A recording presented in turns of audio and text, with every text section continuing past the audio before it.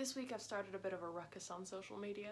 Hello and welcome back to my channel. My name is Marius and I'm an amateur 18th century tailor, but I'm also one of those sinister transgender types that J.K. Rowling warned you about.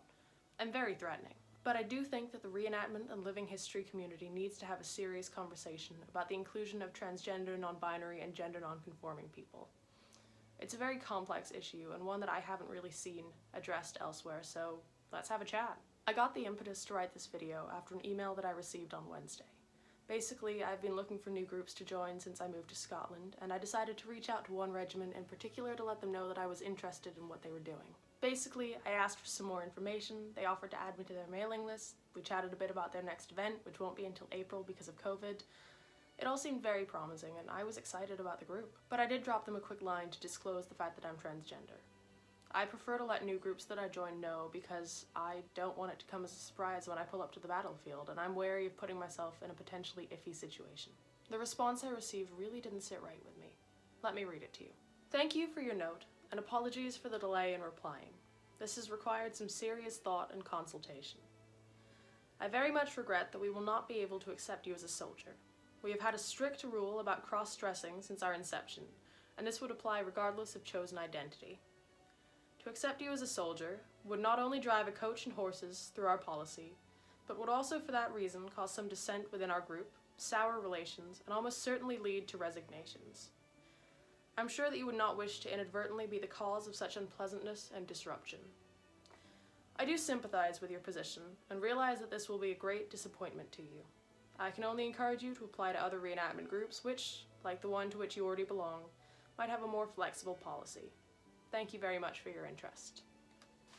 I wasn't sure how to feel about that email or how to respond, so I wound up sharing it to my Instagram story on Wednesday. A lot of people had some very strong feelings about it. I've never received as many DMs in one afternoon in my life. General consensus seemed to be that that email was misinformed or patronizing at best, or discriminatory or blatantly transphobic at worst. I love that bit about the horses.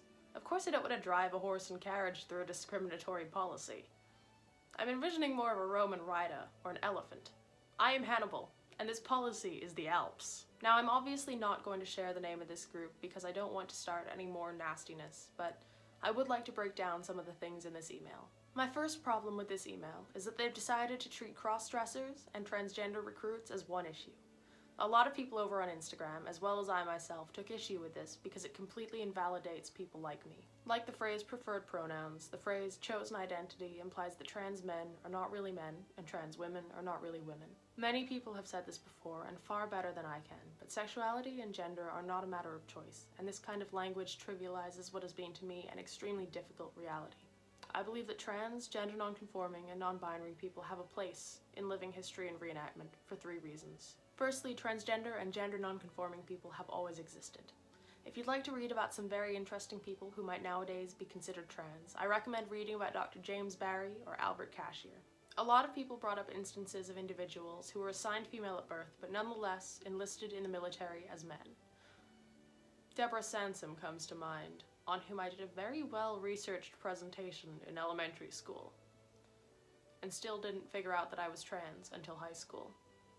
The unit that sent me that email was a World War I regiment, but I was surprised at how many cases of wartime cross-dressing I managed to dig up for that period. Secondly, this approach overlooks a few very important factors.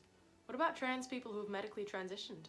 There are plenty of trans people out and about in the world who pass so well that if they went stealth and joined this regiment, I doubt the group would bat an eyelid. I have one friend who's a competitive powerlifter, and that man is built like a fridge in the most impressive way possible.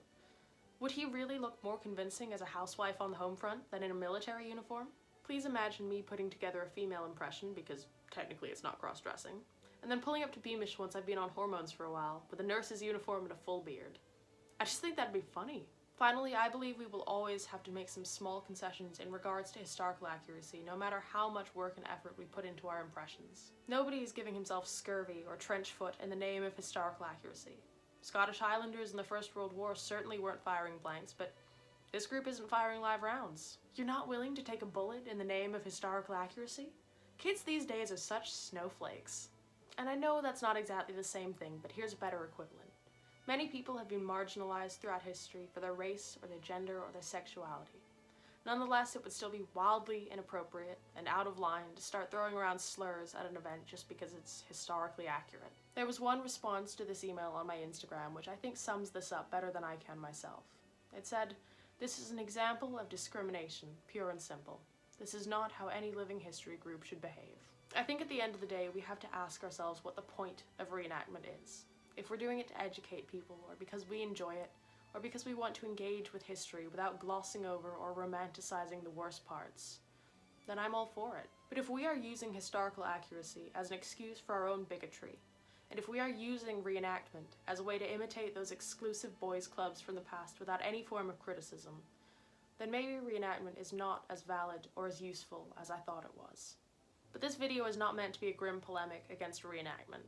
My own Jacobite unit over here has been extremely kind, fair, and supportive in the way they've handled this issue. Likewise, since I posted the screenshot to my Instagram, I've had a lot of really interesting conversations with people from a wide range of reenactment backgrounds. I can't begin to tell you how much the support that I've received over social media means to me. So here's what I want you to take away from this video. The role of trans people in reenactment is still a very complex issue, and I don't think we'll find a meaningful or productive way to handle it until we talk about it. If you're transgender and you're interested in getting into living history or reenactment, but you're scared of facing bigotry or discrimination, I can only recommend getting into the hobby anyway. For every unit that chooses to bar trans people from participating, there will be another unit that will support you and welcome you with open arms. There are so many people out here who understand how you feel because we're going through the same thing, and so many more who have never been in our situation themselves, but they still support you, and they will still have your back. I know how daunting it can feel to take up space in certain fields as a trans person or a non-binary person or a gender non-conforming person, but I can promise you that things are changing for the better. If you've made it this far, I'd just like to say thank you so much for watching. I've linked all my socials in the description, and if you need advice or resources about this issue, my Instagram DMs are always open, and I will always do my best to help. Please go ahead and like and subscribe if you'd like to, and share your opinions in the comments.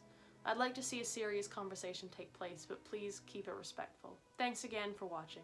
Stay safe and see you soon.